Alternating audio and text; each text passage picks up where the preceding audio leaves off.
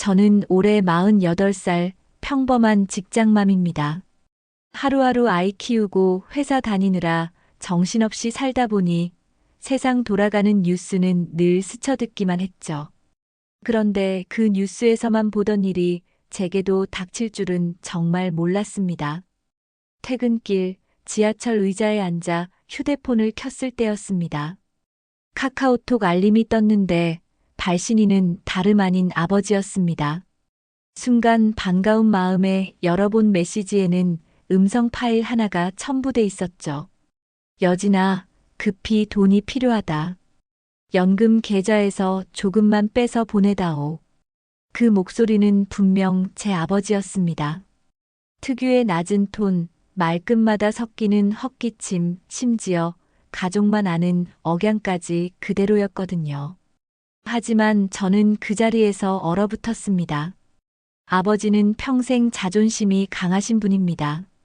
자식한테 돈 얘기는 죽어도 안 한다 하시던 분인데 이렇게 갑자기 돈을 빌려달라니요. 저도 모르게 혼잣말이 새어나왔습니다.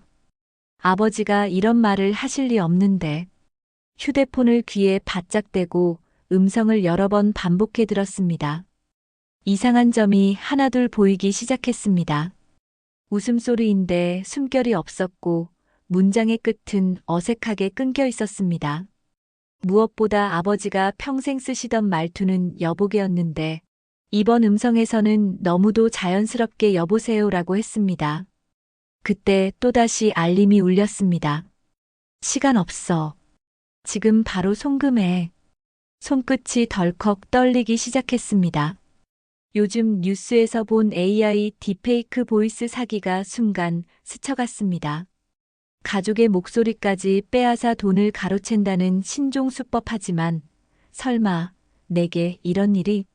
저는 곧바로 전화를 걸어봤지만 연결은 되지 않았습니다. 발신자 번호는 아버지 것으로 표시되는데 실제로는 받지 않는 뭔가 조작된 듯한 느낌이 들었습니다. 집에 돌아와 불 꺼진 방에서 휴대폰을 꼭 쥔 채 잠을 이루지 못했습니다. 아버지의 번호로 온 메시지, 하지만 어딘가 낯선 단어, 기계적으로 끊기는 말투. 아버지 정말 맞으세요? 속삭이는 제 목소리는 떨리고 있었습니다. 머릿속에서는 혹시 진짜라면 내가 외면하는 건 아닐까? 하는 두려움이 끝없이 떠올랐습니다. 그날 밤 저는 내 생애 가장 무서운 선택 앞에 놓여 있었습니다. 그리고 믿기지 않는 또 다른 전화가 저를 기다리고 있었습니다. 그날 밤 휴대폰 속 음성 파일을 수십 번은 더 들었던 것 같다. 처음엔 분명 아버지 목소리라 확신했는데 들으면 들을수록 이상한 점들이 자꾸 눈에 들어왔다. 우선 발음이 너무 매끈했다. 아버지는 경상도 사투리가 섞여서 항상 마이너스다, 아이가 하는 식으로 말끝을 흐리셨다. 그런데 파일 속 목소리는 표준어에 가깝게 어쩐지 교과서 읽듯 매끈하게 이어졌다. 그리고 또 하나. 아버지는 늘 말끝에 헛기침을 붙이셨다. 여진아, 오늘 밥은 먹었나? 하는 식으로. 그런데 음성에서는 그 헛기침 소리가 한 번도 나오지 않았다. 이상하다, 분명 비슷한데 또 다르네. 혼잣말을 중얼거리며 휴대폰을 내려놓았다. 그러나 머릿속은 이미 수많은 생각으로 뒤엉켜 있었다. 혹시 정말 급해서 사투리조차 숨기고 또박또박 말하려고 했던 걸까? 잠시 뒤 다시 카카오톡 알림이 울렸다. 여진아, 아버지다. 지금 송금 안 하면 큰일 난다. 메시지와 함께 또 하나의 음성이 첨부되어 있었다. 재생 버튼을 누르자 다급한 목소리가 흘러나왔다. 여진아, 시간 없어. 빨리 은행 문 닫기 전에 보내야 한다. 이상하게도 그 말에는 감정이 없었다. 아무리 다급한 상황이라 해도 아버지가 그렇게 무표정한 목소리를 낼 리가 없었다.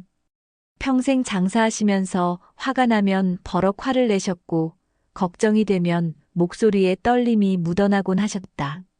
그런데 이건 감정이 완전히 제거된 기계처럼 깔끔한 소리였다. 아버지, 정말 맞으세요? 나는 화면 속 이름을 똑바로 보며 조심스럽게 물었다. 하지만 당연히 답은 돌아오지 않았다. 다음 날 아침 출근길에도 그 메시지가 머릿속을 떠나지 않았다. 결국 나는 용기를 내어 직접 아버지에게 전화를 걸어보기로 했다. 하지만 연결음조차 울리지 않았다. 대신 현재 고객의 사정으로 전화를 받을 수 없습니다라는 기계음만 들렸다. 가슴이 철렁 내려앉았다. 정말 무슨 사고라도 당한 걸까? 하지만 곧 차분히 생각해보니 아버지 휴대폰은 오래된 폴더폰이라 데이터도 안 되고 카카오톡을 쓸 줄도 모르신다. 그럼 대체 이건 뭐지? 마치 얼음물에 머리를 집어넣은 듯 온몸이 차갑게 식어갔다. 저녁이 되자 또다시 메시지가 도착했다. 이번에는 영상 통화였다. 순간 두려움에 손이 덜덜 떨렸다. 화면에는 아버지의 얼굴이 어렴풋하게 잡혔다. 그런데 뭔가 이상했다. 입술이 움직이는 속도와 목소리가 맞지 않았다. 살짝 느리게 따라가는 듯한 어긋남이 있었다. 여진아, 아버지다. 제발 부탁이다. 지금 아니면 늦는다. 영상 속 인물은 확실히 아버지 얼굴 같았다. 하지만 표정이 지나치게 굳어 있었고 눈동자가 거의 움직이지 않았다. 마치 사진 위에 입술만 합성해 움직이는 것 같은 부자연스러움. 나는 숨이 막히는 듯 휴대폰을 내려놓았다. 이건 아버지가 아니다. 분명 뭔가 이상하다. 그날 밤 인터넷을 샅샅이 검색했다. AI 보이스피싱, 딥페이크 사기 같은 키워드가 눈에 들어왔다. 기사 속 피해자들은 나와 똑같은 상황을 겪었다. 가족 목소리와 얼굴이 도용되고 급한 상황을 빙자해 돈을 요구했다. 그 과정에서 실제 가족만 알만한 별명이나 대화 습관까지 녹여내 피해자가 속아 넘어가도록 만들었다. 기사 속 한 문장이 내 눈에 깊이 박혔다. 이상하다 싶으면 이미 이상한 것이다. 나는 모니터를 바라보며 속으로 중얼거렸다. 맞아, 내가 느낀 이 낯설. 그냥 우연이 아니야. 다음 날 나는 일부러 은행 앞까지 가봤다. 발걸음은 무겁고 머릿속은 복잡했다. 혹시라도 진짜 아버지가 위급한 상황인데 내가 외면하는 건 아닐까 하는 불안이 가슴을 쥐어짰다. 하지만 동시에 어제 본 기사와 부자연스러운 영상이 떠올랐다. ATM 기기 앞에 서서도 손가락이 움직이지 않았다. 송금 버튼을 누르기 직전 다시 한번 휴대폰을 열어 메시지를 확인했다. 여진아, 왜 이렇게 늦니? 아버지 말 안 들을 거냐? 순간 손끝이 멈췄다. 아버지는 평생 단 한 번도 내게 말 안 들을 거냐라는 표현을 쓰신 적이 없었다. 늘 내 말이 좀 고집스럽지? 하고 웃으시던 분이었다. 그제야 나는 확신했다. 이건 아버지가 아니다. 은행 앞에서 돌아섰지만 마음은 오히려 더 무겁게 가라앉았다. 이건 분명 아버지가 아닐 거야. 머리로는 수십 번 되뇌었지만 심장은 여전히 불안에 휘둘리고 있었다. 밤이 깊어가자 창밖 가로등 불빛마저 낯설게 느껴졌다. 휴대폰은 테이블 위에 엎어 놓았는데도 진동이 울릴 때마다 심장이 쿵 내려앉았다. 결국 참다 못해 휴대폰을 다시 집어들었다. 새 메시지가 와 있었다. 여진아, 제발 믿어라. 큰일 났다. 늦으면 다 끝이다. 이번에는 목소리에 떨림이 담겨 있었다. 딱 아버지가 화급할 때 내던 그 억양과 비슷했다. 나는 결국 소리내어 중얼거렸다. 만약 진짜라면? 내가 지금 외면하는 게 잘못이면? 머릿속에서 두 개의 목소리가 끊임없이 싸웠다. 하나는 차갑게 이건 사기다라고 말했고, 다른 하나는 혹시 진짜라면 너는 평생 후회할 거다라며 나를 몰아붙였다. 다음 날 회사에서도 일에 집중할 수 없었다. 컴퓨터 화면의 글자들은 눈에 들어오지 않았고 머릿속에는 계속해서 아버지의 목소리가 맴돌았다. 점심시간 동료가 물었다. 여진 씨, 어디 아파 보여요? 괜찮아요? 나는 억지로 미소를 지으며 대답했다. 아, 그냥 잠을 좀 못 잤어요. 하지만 속으로는 소리쳤다. 아니야, 괜찮지 않아. 무언가 잘못되고 있어. 저녁 무렵 집으로 돌아오니 또다시 영상 통화가 걸려왔다. 손끝이 저절로 떨리며 화면을 눌렀다. 이번에는 아버지가 손으로 얼굴을 짚으며 힘겹게 말했다. 여진아, 아버지다. 지금 송금하지 않으면 우리 집 다 잃는다. 영상 속 아버지의 표정은 고통스럽고 절박해 보였다. 하지만 나는 어딘가 이상한 점을 발견했다. 손가락과 입술이 따로 노는 것 같았다. 순간 이건 연기다라는 생각이 번쩍 스쳤다. 그러나 눈앞에서 아버지 얼굴을 보고 있자니 가슴이 요동쳤다. 만약 정말 아버지가 사체 같은데 휘말린 거라면 내가 지금 외면하는 게 맞는 걸까? 나는 울먹이듯 휴대폰을 향해 말했다. 아버지, 정말 아버지 맞으세요? 제발 다시 한번 말씀해 주세요. 하지만 영상은 곧 끊어져 버렸다.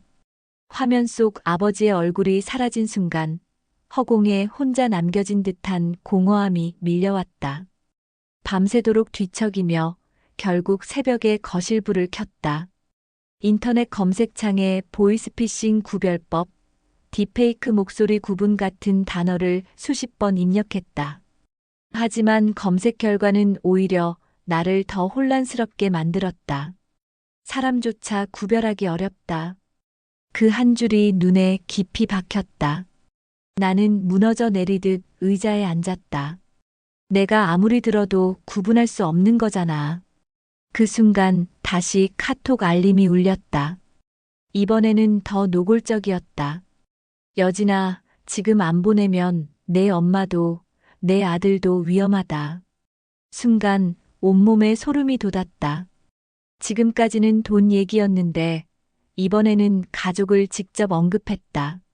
차갑게 식어버린 손끝으로 휴대폰을 움켜쥐며 중얼거렸다. 이건 단순한 사기가 아닐지도 몰라. 다음 날 은행 앞까지 다시 갔다. 이번에는 송금 버튼을 누르려는 순간 눈물이 터졌다. 내 안의 두려움은 이미 임계점을 넘어선 듯했다. 만약 이게 진짜라면 나는 아버지를 버리는 거다. 만약 이게 가짜라면 나는 내 전 재산을 잃는 거다. 저울은 양쪽으로 흔들리며 나를 산산이 갈라놓았다. ATM 화면을 바라보던 나는 결국 그대로 손을 거두었다. 안 돼, 이대로는 못하겠어. ATM 기계 앞에서 돌아섰던 그날 나는 결심했다.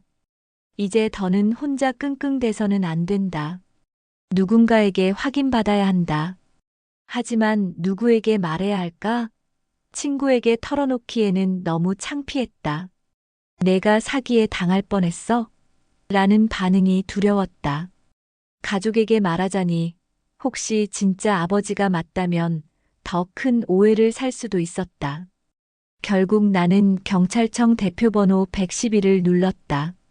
수화기 너머에서 젊은 경찰관의 목소리가 들려왔다. 네, 신고자분 말씀하세요. 나는 최대한 침착하게 설명했다. 저는 서울에 사는 48살 여성입니다. 아버지 목소리로 보이스톡과 카톡 음성이 계속 오고 있는데 뭔가 이상합니다. 혹시 AI 보이스피싱 같아서요. 처음엔 경찰도 잠시 망설이는 듯 했다. 어머님, 혹시 그냥 장난은 아니실까요? 가족분께 직접 확인은. 나는 다급하게 말을 잘랐다. 아버지는 오래된 폴더폰만 쓰세요. 카카오톡은 아예 못하십니다. 그런데 이 메시지가 계속 와요. 게다가 송금을 요구하고 있습니다. 그제야 경찰관의 목소리가 진지해졌다. 잠시만요. 지능범죄수사팀 연결해 드리겠습니다. 몇 분 뒤 다른 목소리가 이어졌다. 중후하고 침착한 톤의 팀장이었다. 신고자분, 말씀하신 증상은 최근 급증한 딥페이크 보이스 사기와 유사합니다. 혹시 송금은 하셨습니까? 아직은요. 은행 앞까지 갔다가 이상해서 멈췄습니다. 잘하셨습니다. 지금부터 제가 묻는 질문에 정확히 답해 주십시오. 카톡에 기록된 발신 번호와 시각, 그리고 음성 파일을 경찰청 메일로 보내주실 수 있습니까? 나는 떨리는 손으로 차근차근 정보를 정리해 전달했다. 그날 밤 수사팀에서 다시 전화가 걸려왔다. 확인 결과 발신지는 해외 서버를 경유한 VoIP 신호입니다. 실제 아버님 전화번호로 위장된 겁니다. 그럼 진짜 아버지가 아니란 말씀이죠? 네. 목소리와 영상은 수집된 음성을 AI가 합성한 겁니다. 피해자분 말씀대로 사투리와 습관이 빠진 건 합성 티가 난 겁니다. 나는 그제야 다리에 힘이 풀려 주저앉았다. 눈물이 왈칵 쏟아졌다. 아버지가 아니라는 게 이렇게 다행일 수가 있나. 경찰은 이어 말했다. 최근 피해 사례가 급증하고 있습니다. SNS, 가족 단톡방에 올라온 짧은 음성, 유튜브 영상, 인터뷰 같은 것까지 다 수집해서 학습하는 겁니다. 그래서 가족조차 속아 넘어갈 만큼 정교해집니다. 나는 중얼거렸다. 뉴스에서만 보던 일이 진짜 제게도 일어났네요. 수사팀장은 차분히 조언을 이어갔다. 앞으로 가족 간에 반드시 본인 확인용 암호를 정해 두시길 권합니다. 예를 들어 특정 질문에만 답할 수 있는 문구라든지요. 돈 얘기가 나오면 특히 의심하시고 꼭 30분 이상 지연 후 확인하세요. 통화를 마친 뒤 나는 한참 동안 멍하니 휴대폰을 바라봤다. 그제야 지난 며칠의 일이 전부 하나의 퍼즐처럼 맞춰졌다. 낯설게 또박또박 말하던 목소리, 영상 속 어색한 얼굴, 그리고 마지막엔 협박처럼 들리던 메시지까지. 모든 게 인공지능이 짜낸 가짜 연극이었다. 나는 그제야 확신할 수 있었다. 내가 느낀 그 이상함 틀리지 않았구나. 다음 날 가족들을 모아놓고 솔직히 털어놓았다. 처음에는 남편도 아이들도 어리둥절했다. 하지만 내가 녹음 파일과 메시지를 들려주자 모두 표정이 굳어졌다. 남편과 진짜 아버님 목소리랑 똑같네. 이거 안 속을 수가 있나? 딸 엄마 뉴스에서 봤어요. AI로 목소리 복제하는 거라던데 무섭다. 나는 가족들을 똑바로 바라보며 말했다. 앞으로는 우리끼리만 아는 질문 하나 정해두자. 혹시 누가 돈 얘기를 꺼내면 이 질문으로 확인하는 거야. 그날 밤 나는 오랜만에 편히 잠이 들었다. 하지만 동시에 섬뜩한 깨달음이 가슴을 파고들었다. 가족의 목소리조차 믿을 수 없는 세상이라니. 그리고 알았다. 이건 단순히 내 이야기만이 아니라 지금 이 순간에도 수많은 사람들에게 벌어지고 있을 일이라는 걸. 며칠이 지나고도 휴대폰 알림 소리만 울리면 심장이 먼저 반응했다. 다행히 이번엔 공포가 아니라 경계심이었다. 다시는 속지 않겠다. 그리고 내 가족도 다른 사람도 이런 일을 겪게 두지 않겠다. 그 결심이 마음속에서 단단하게 자리 잡았다. 나는 가족들을 거실로 불러 모았다. 흰 종이에 굵은 글씨로 적었다. 비상암호 오늘 밥 뭐 먹었어? 앞으로 누가 돈 얘기를 하거나 급하게 뭘 부탁하면 이 질문을 꼭 해야 해. 답을 못하면 무조건 의심해야 해. 남편이 피식 웃더니 고개를 끄덕였다. 좋네. 간단하면서도 확실하네. 아이는 장난스러운 얼굴로 따라했다. 오늘 밥 뭐 먹었어? 치킨.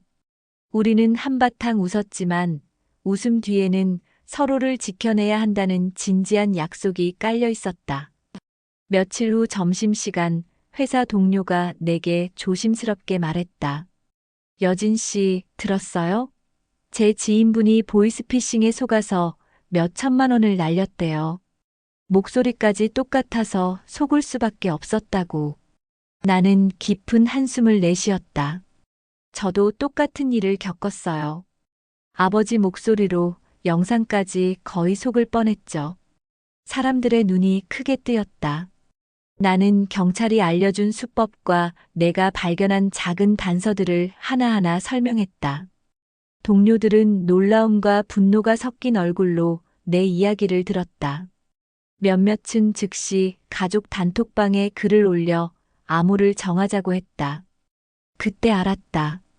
나 혼자 겪은 사건이 아니라 누군가의 삶을 지킬 수도 있는 이야기라는 걸. 밤이 되자 아이가 잠든 뒤 남편이 물었다. 여보, 만약 그때 송금했으면 우리 어떻게 됐을까? 나는 잠시 눈을 감았다. 기사에서 본 피해자들의 사연이 떠올랐다. 전 재산을 잃고 가족끼리 서로 원망하며 갈라졌던 이야기들. 돈만 잃은 게 아니었을 거야. 우리 사이의 믿음도 아이의 안정도 다 무너졌겠지. 남편은 내 손을 꼭 잡았다. 그 손의 온기가 오랫동안 식지 않았다. 며칠 뒤 나는 직접 아버지를 찾아뵈었다. 여전히 시장 좌판을 지키고 계셨다. 그 앞에서 나는 그동안 있었던 일을 모두 털어놓았다. 아버지, 목소리까지 똑같이 따라해서 제가 속을 뻔했어요. 아버지는 고개를 절레절레 저으며 말했다. 세상에, 이제는 목소리까지 훔쳐가는구나.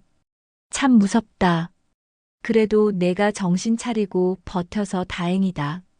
그 말을 듣자 눈물이 핑 돌았다. 진짜 아버지의 목소리는 그 어떤 인공지능도 흉내내지 못할 따뜻함이 있었다.